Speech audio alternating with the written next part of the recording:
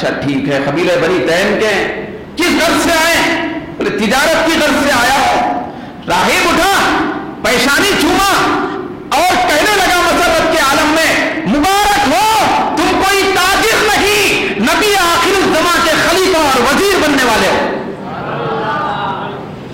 تم ان کے تابع بھی ہوں گے، ایمان بھی لائیں گے، وزیر بھی بنیں گے، خلیفہ بھی بنیں گے، تم کو مبارک ہو۔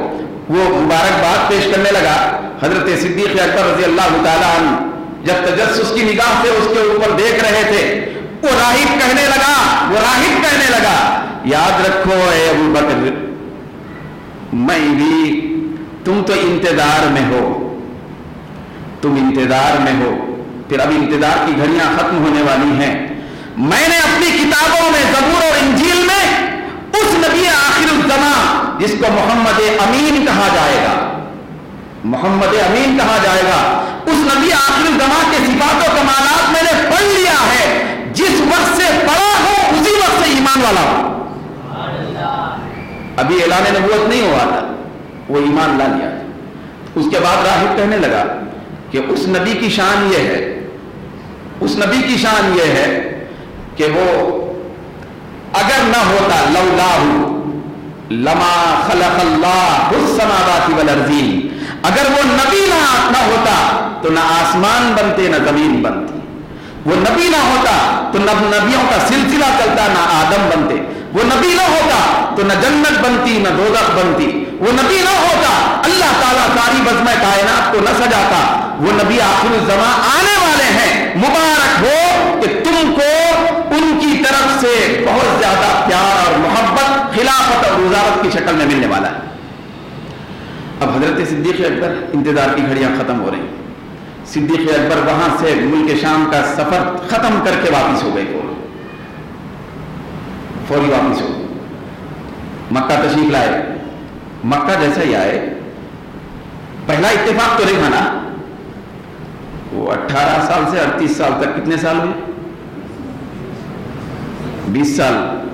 تو 20 سال سے تو شب و روز دیکھ رہے تھے، 20 سال سے تو رویت مصطفی کو دیکھ کر عشق کی پیاس بجھا رہے۔ مکہ آئے، نہ کھانا پوچھا نہ پانی، سیدھا بارگاہ مصطفیٰ میں حاضر ہوئے، حضور کی بارگاہ میں پہنچنے کے بعد اب اس کے بعد سرکار دو عالم صلی اللہ علیہ وسلم کی بارگاہ میں بیٹھنے کا معاملہ اور بڑھ گیا۔ رات دیر گئے تک حضور کی بارگاہ میں ایک لمحے کے لیے بھی رویت مصطفیٰ سے دور ہونا بڑا بے چین کرتا تھا۔ یہ اس وقت کی بات ہے جب ابھی اعلان نبوت نہیں ہوا تھا، ابھی عنقریب ہونے والا ہے، بھئی اعلان نبوت نہیں ہوا۔ روایتوں میں آتا ہے کہ حضرت صدیق اکبر بہت زیادہ صبر سے دل کو تھام کر انتظار کر رہے تھے، بے چین ہوتے تھے، ایک لمحے کے لیے بھی دور ہونا بے چین کر دیتا۔ پھر اس کے بعد شب و روز بیٹھنا، مسلسل دیکھنا، حضور کو دیکھنا، یہ ان کی کیفیت تھی، یہ عشق کا مزاج تھا، یہ نتیجہ محبت تھا۔ اچانک ایک موقع پر یہ روایت میں آتا ہے کہ آقا دو جہاں صلی اللہ علیہ وسلم نے ایک مرتبہ پوچھا کہ اے ابو بکر، تم روزانہ میرے ساتھ لگاتار بیٹھتے تھے ہو، اب اسلام قبول کر لو۔ کیا کرو؟ اب اسلام قبول کر لو، انتظار ختم ہو گیا، بھائی انتظار کی گھڑیاں ختم ہو گئی، اسلام لا لو۔ حضرت صدیق اکبر سے جب سرکار مخاطب تھے تو اس وقت اور بھی لوگ تھے۔ وہ صدیق اکبر جو تو 20 سال سے انتظار ہیں، ان کو کسی نشانی کی ضرورت نہیں ہے، ان کو کسی معجزے کے طلب کی ضرورت نہیں ہے، وہ تو ہر لمحہ معجزے دیکھتے رہے۔ حضرت صدیق اکبر نے عرض کیا سرکار اچھا انتظار کی گھڑیاں ختم ہو گئی، اب ایمان لانا ہے؟ تو یا رسول اللہ، ہر نبی کا ایک معجزہ ہوتا ہے، ہر نبی کے ساتھ معجزے ہوتے ہیں، آپ کا معجزہ کیا ہے؟ تو آقا دو جہاں کے بارگاہ میں صدیق اکبر نے کبھی نہیں عرض کیا تھا کہ ملک شام میں خواب دیکھ کے آیا ہوں۔ حضرت صدیق اکبر نے نہیں فرمایا، عرض نہیں کیا تھا، نہ سرکار نے پوچھا تھا۔ جب ملک شام سے واپس آئے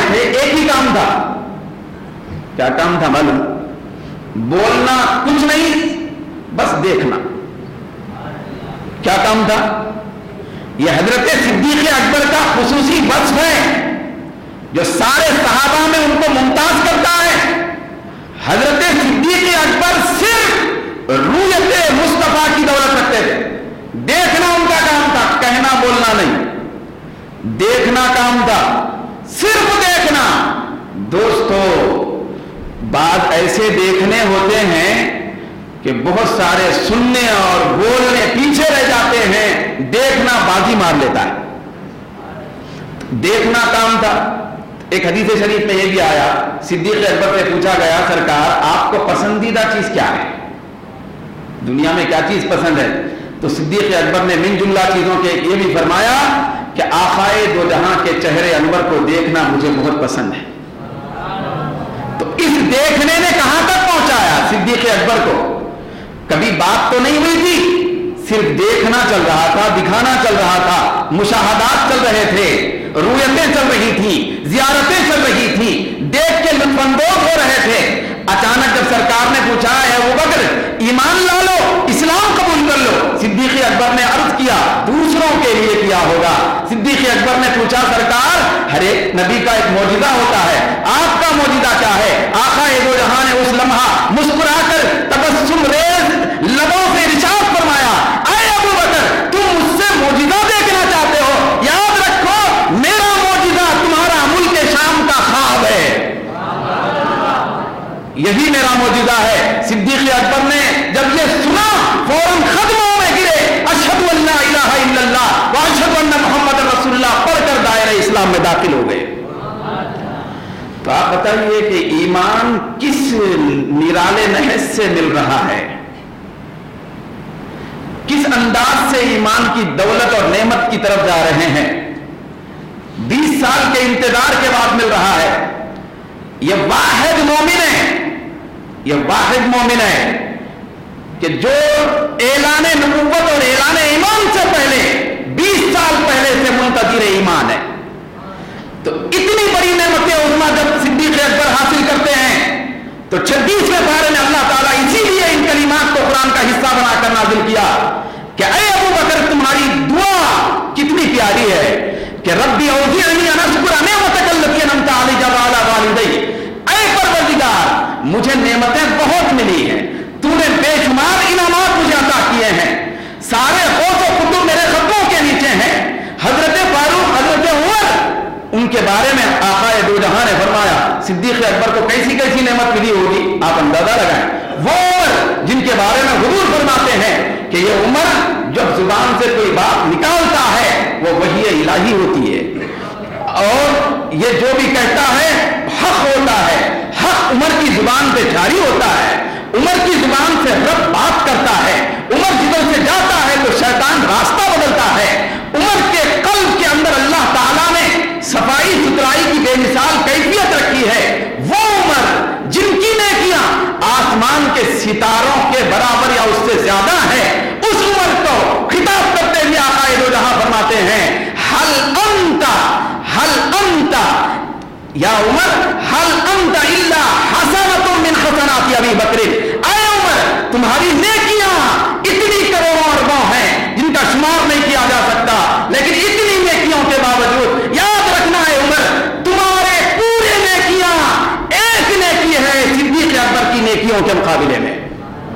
हजरत सिद्दीक़ मेरे अबू बकर की नेकियों के सामने में से एक नेकी का नाम तुम हो, हल अंता, ये काबिल गौर लफ्ज़ है कि ऐ उमर तू, पूरा सरतापा तू, ये अबू बकर की नेकियों में से सिर्फ एक नेकी है। क्या फरमाया सरकार? तेरी पूरी नेकियां भी नहीं फरमाए। हुजूर फरमाते हैं कि अबू बकर तू पूरा मुकम्मल सर से पांव तक मेरे अबू बकर की नेकियों में से सिर्फ एक नेकी है।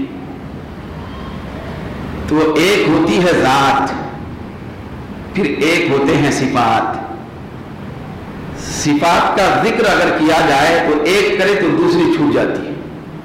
ये बड़े आलिम हैं, इसका मतलब सिर्फ आलिम होने के एतबार से खूबी बयान हुई है।